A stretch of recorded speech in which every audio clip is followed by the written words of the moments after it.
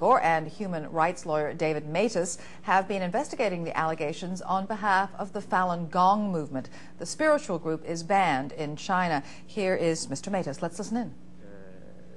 Well, it's a coalition investigating allegations of persecution, coalition to investigate the persecution of Falun Gong in China, which is based in Washington, D.C.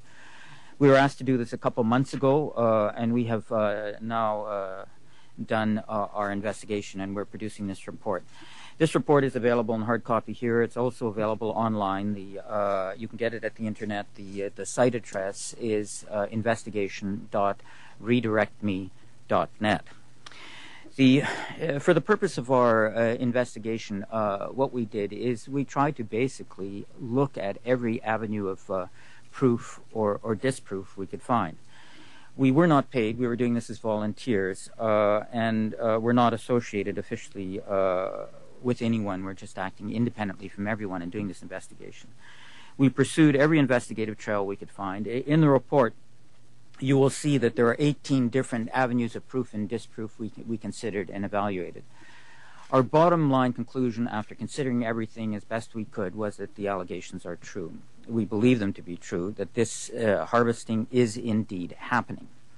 That conclusion comes not from any one of these different 18 categories of evidence that we looked at, but by assessing everything altogether. Altogether, they paint a whole picture. All the evidence we looked at either corroborated the allegations or, in some cases, where we were looking at possible disproof, did not disprove the allegations. Some of the evidence is very compelling indeed, and David Kilgore will talk to you about it in a minute. But let me just run through the basic questions, what the allegation is and what we found. We found that this is happening in the period since the persecution of Falun Gong began from 2000 to the current day. We found that it's happening throughout China, not just in one location. We have a map where we have identified places where there's actual admissions through investigator phone calls, and that map is in the report, and you can see that the map shows locations throughout China. The numbers, of course, this is an estimate because China does not publish these statistics, but we estimate that in the period between 2000 and 2005, there are 41,500 transplants which have no other explained source. And how we arrive at that figure you can see through the report, but that's our estimate of the numbers. Why it's happening, of course, this is not an announced policy, so we're left to, in that area, we can't come to any firm conclusions, but one thing we can say for sure is that this is an area where there's a lot of money to be made. That's one factor, and this is also a group that is extremely depersonalized, vilified, and marginalized. The allegation and our findings are shocking. I mean, to us, this is a form of evil we have yet to see on this planet. This is a new form of evil. Yet in a Chinese context, it may not seem as surprising as it does elsewhere, because we do know for a fact that there's large-scale executions in China. We do know for a fact that executed prisoners have their organs harvested unwilling, without their consent. We do know for a fact that the Falun Gong are depersonalized, dehumanized, and marginalized, repressed, persecuted, both in word and in deed, in the most vile ways possible. For this sort of allegation to be true in Canada would involve a very large step from where we are. But in China, it's not that big a step from where China has been. Now, I'm going to let David Kilgore talk a bit about the evidence, and then we'll open it up to questions. Thank you. I agree with every word you've said, David. The two Davids here. But I'll speak about some of the witnesses I met with, ladies and gentlemen. I refer you particularly in the report, those of you who have it, to the back, Appendix 13 and 14.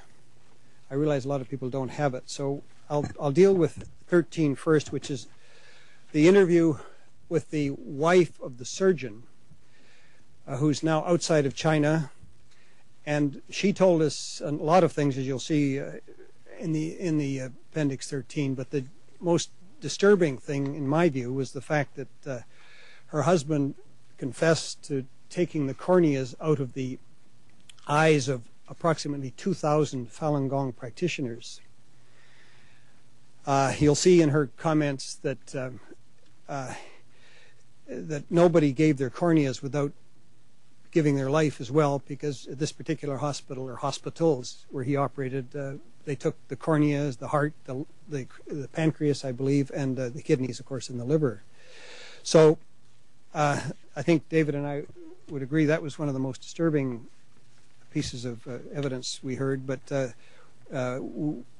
we had a great deal more. Now, I refer you to Appendix 14, where people say, well, you didn't get into China, how do you know? In fact, we did get into China through some very clever Mandarin-speaking, in some cases a Canadian and some an American.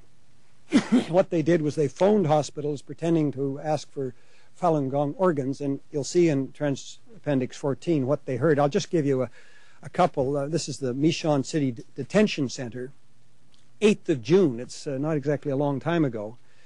The question by the person calling, and I hasten to say that we've corroborated that the people who recorded these conversations and how they did them and when they did them, and their translations were attested as being accurate by a certified translator. So here's one conversation which is fairly typical.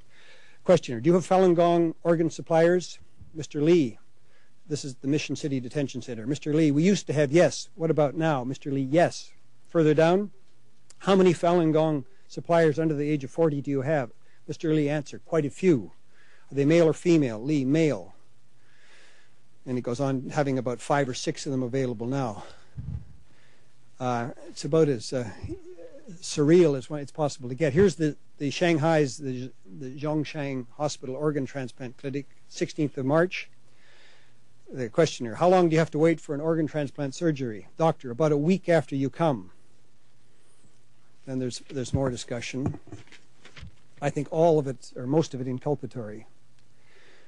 Further down at another center, this is the question is asked, where did you get the prisoners from, Mr. Liu, in the center? From prisons. And it was from healthy Hong Kong practitioners? Liu: correct. We would choose the good ones because we assured the quality in our operation. You mean to choose the organs yourself? Liu: correct.